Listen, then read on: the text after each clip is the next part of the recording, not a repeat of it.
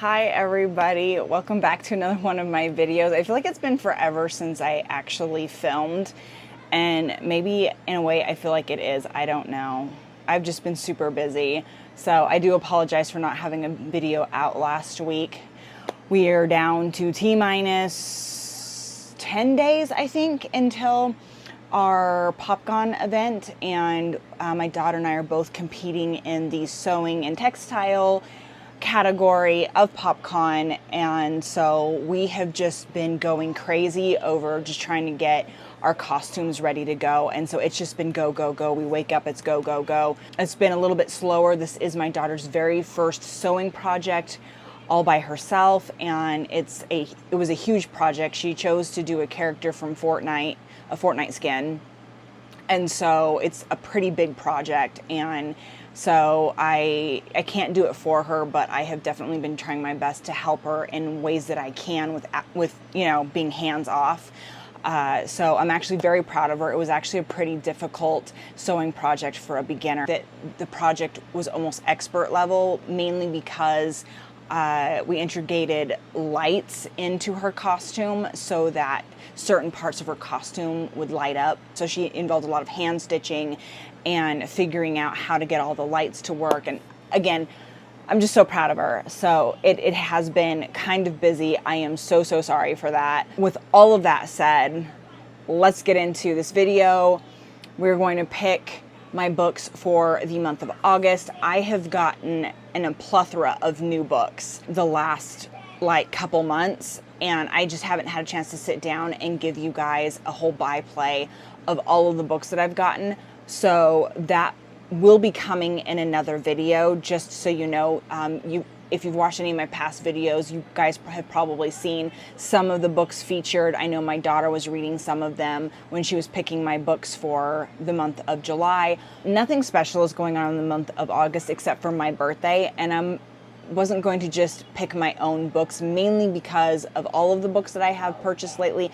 I want to read every single one of them, and picking a book is just going to be near impossible because I want to read all of them. That's why I bought them, right? We're going to depend on my TBR jar for the month of August to pick my books. So let's go ahead, get right into it, and let's pick our first prompt. Wow, Peter Piper picked a pile of peppers. I'm sorry, that's kind of what that whole sentence reminded me of. So we're gonna shake these up really well. I was noticing in one of my last TBR jars, I didn't do a very good job of showing you guys up close. So, and don't mind my nails, I am letting them do a bit of a regrow. I like to do my nails a lot, but every once in a while my real nail beds need a chance to rest. Anyways, let's pick our first prompt, shall we? And hopefully it's not upside down. I say that every time. And that is what we are doing. So, a book with multiple POVs. I genuinely don't know. That one's kind of hard. You have to look in all of the books to be able to tell when a book has multiple POVs or not. Okay, so the book I chose for multiple POVs is going to be Beneath the Stands. This is a Sugar Lake series. This is book 2. It's been a couple months since I'd read book 1, which was Beneath the Stars. This is about Elliot Carson and Rebecca Sanger. Elliot Carson left Sugar Lake and never looked back. Revered as the next big thing in basketball, Ellie's a star until an injury ends his career, sending him spiraling with no direction. But he won't go home. He can't. Instead, he accepts a coaching gig at Florida Coast University, determined to leave his past behind. But fate has other plans when Becca, his sister's best friend, shows up as a student and, even worse, becomes the new team manager. Rebecca Sanger is the preacher's daughter and the town's disappointment. When she ignores her family's demands to come home, she's cut off and needs a job to stay enrolled at FCU. She thought she had everything figured out until Ellie Carson, the person she hates more than anything in the world, ends up being her new boss. Forced together, Becca and Ellie's hatred turns to heat. Disaster quickly strikes, ripping them apart. Years pass. Becca's back home under her parents' thumb, living a mundane life, when Ellie shows up out of the blue with a fiancé in tow.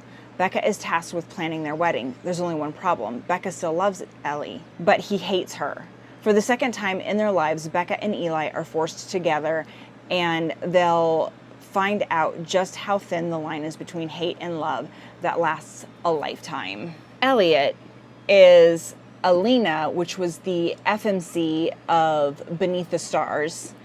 He is her older brother, and Rebecca is Alina's best friend. They're like soul sisters. They've been together since they were babies. They're like inseparable. They're more family than they are friends.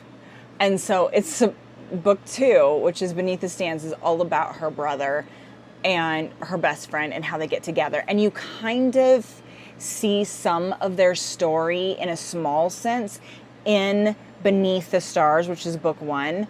And it has you going, you know something's up. You know something's up. And Rebecca is like completely denying it. Alina is completely clueless all the way up and through until the end of Beneath the Stars, when she actually catches them doing something, right? So it definitely plays with time a little bit, because it starts when they're in book 1. It started when they were little, all the way up through her whole story. These guys are kind of like the side characters, right? And so you kind of see some of the things going on. So a lot of events that happen in this book, at least I'm going to think in like the first half of the book would be my guess, were events that were going on at the same time as Beneath the Stars. So they were events that were happening alongside. You just didn't hear about them. And so now we're going to go back and we're going to see all the said events from like their point of view, which makes sense. It's not going to be a repeat because, you know, he's far away off at college.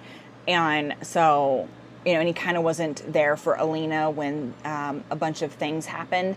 And so we get to kind of see his side of the story and what happened and how he ends up coming home with a fiance that nobody knew about. All right, let's shake it up and find out what our book number 2 is. I am picking 6 books. I failed to mention that. Sorry. I am picking 6 books, and that gives me a couple books for mood reading in case I have the time.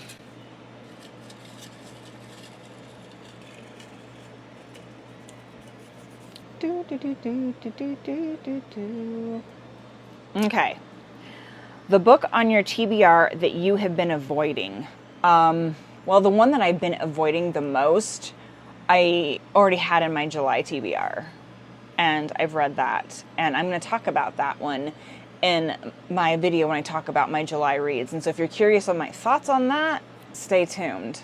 Okay, after a little bit of thinking, I would have to say the only book that I'm really hesitant about at this point, now that I've read the one I had been avoiding, would have to be The Heartless Hunter. I have had this on my TBR shelf for probably practically from the beginning of this channel. I think my mom picked this, and so it was supposed to be like a Mother's Day pick read, and I just never got around to it. And honestly, I saved it for last and kind of avoided it and just didn't end up reading it. So the main I bought it, I was really excited, and then other people started reading it and they started talking about it on their YouTube channels. A lot of people didn't like it. They thought it was boring. They thought that the magic spells it was a whole lot of book that went nowhere. And so then that started scaring me, and so I've been kind of avoiding it ever since. This is the one I've been avoiding, so I guess we're going to try to get through that this month. Oh, I will read the back of it. On the night Rune's life changed forever, blood ran in the streets. Now, in the aftermath of a devastating revolution, witches have been diminished from powerful rulers to outcasts, ruthlessly hunted due to their waning magic, and Rune must hide what she is. Spending her days pretending to be nothing more than a vapid young socialite, Rune spends her days as a crimson moth, a witch vigilante who rescues her kind from being purged. When a rescue goes wrong, she decides to throw the witch hunters off her scent and gain the intel she desperately needs by courting the handsome Gideon Sharp. He's a notorious and unforgiving witch hunter, loyal to the revolution, and too late, Rune realizes she might be falling for him. Gideon loathes the decadence and superficiality Rune represents, but when he learns the Crimson Moth has been using Rune's merchant ships to smuggle renegade witches out of the Republic, he inserts himself into her social circles by pretending to court her. He soon realizes that beneath her beauty and shallow facade is someone fiercely intelligent and tender who feels like his perfect match, except what if she's the very villain he's been hunting? Bum, bum, bum. So it's very much she's using him, he's using her, trying to get intel on each other, not realizing that they know who each other is. At least that's kind of the vibe I'm getting. And then they're going to end up falling in love with each other, and all sorts of things are going to ensue. So it does sound really good. I mean, when I take all the fluff of all of the comments that people have been putting on the internet, just reading the exempt, it sounds really, really good, honestly. On to book 3. Shake, shake, shake. Shake, shake, shake. Shake your jar, shake your jar. I do not know. I do not know. I have got so brain, guys. I got so brain. Opening it! Wow, do not mind that. And hopefully it wasn't upside down. A book you bought somewhere other than Amazon. I got plenty of those. That's not going to help. So the question remains, what book do I want to pick? How about I go this route? I'm going to pick a book that I didn't purchase on Amazon, and it's going to be a book that I've heard nobody talk about yet. So we're going to go with this one. I found this one at Walmart. It's called A Fate Forged in Fire by Hazel McBride.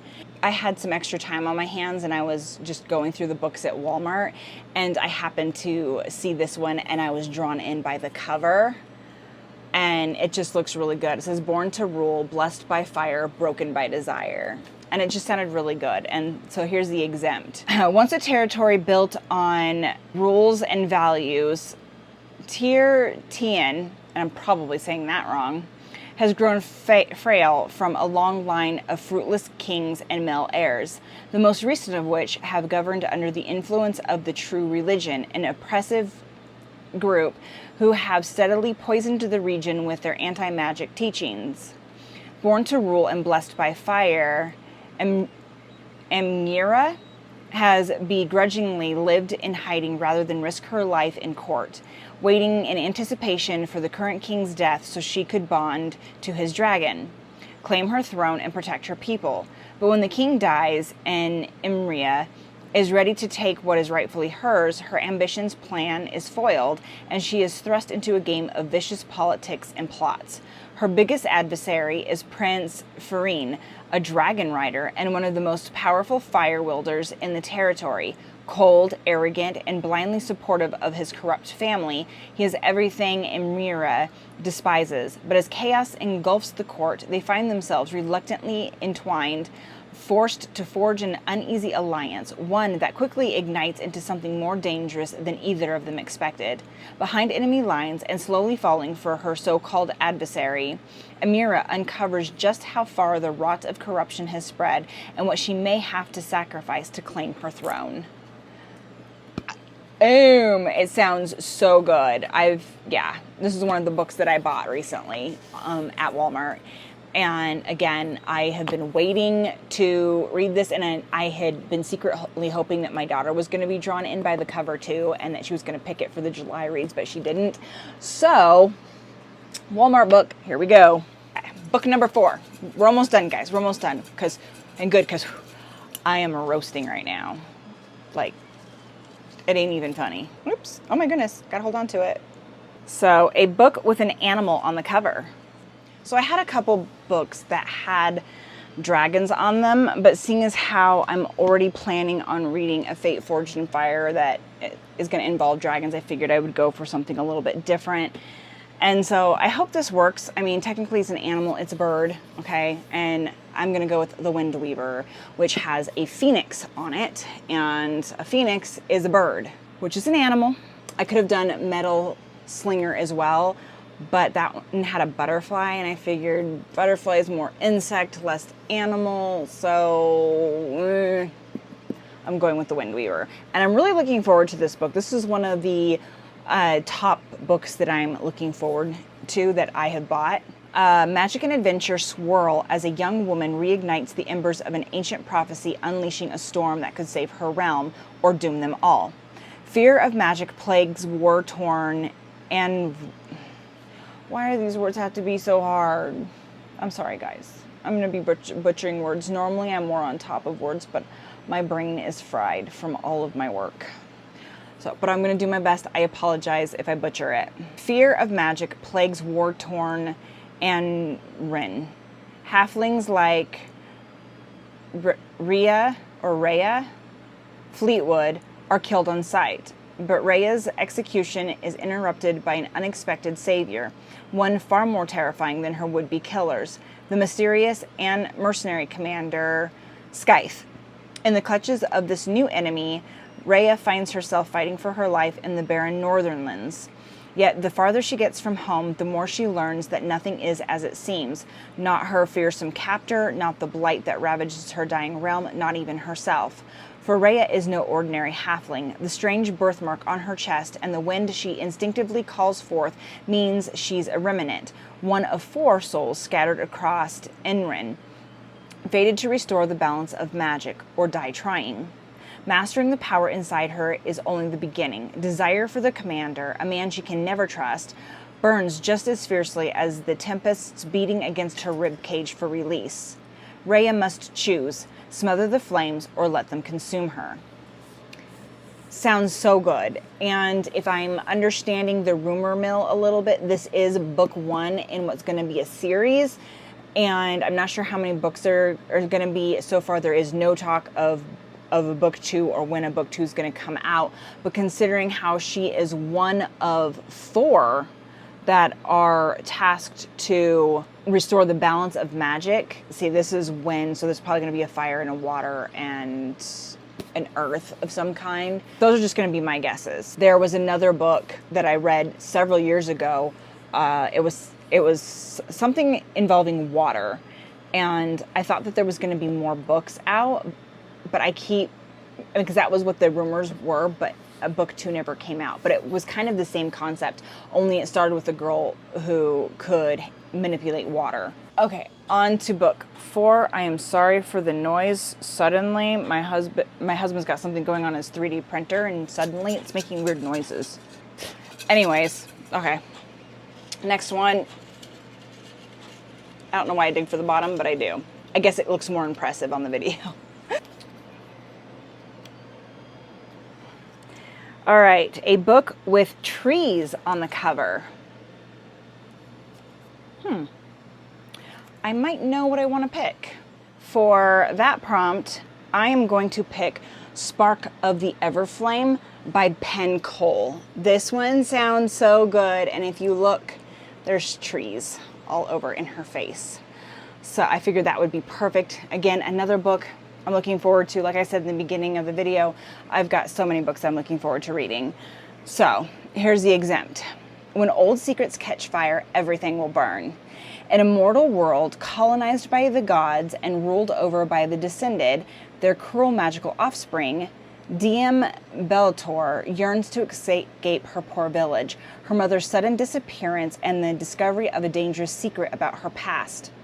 Offer Diem an unexpected opportunity to enter the dark world of descended royalty and unlock the web of mysteries her mother left behind. With the dying king's handsome, enigmatic heir watching her every move and a ruthless rebel alliance recruiting her to join the growing civil war, Diem will have to navigate the unwritten rules of love, power, and politics in order to save her family and all of mortal kind. Ooh. And then it says, with a detailed world building, a brooding and troubled anti-hero, and a heroine with a strong backbone struggling between duty to family, love, and all mortal kind, this epic slow burn romantasy is a page turner for romance and fantasy fans alike. Oh, it sounds so good. It sounds exactly up my alley, exactly what I'm looking for. And we even have a tree in the pages. So not only do we have trees on the cover, but we got tree on the sprayed edges. So yay! All right, I'm already looking forward to the books that I'm going to be reading this month.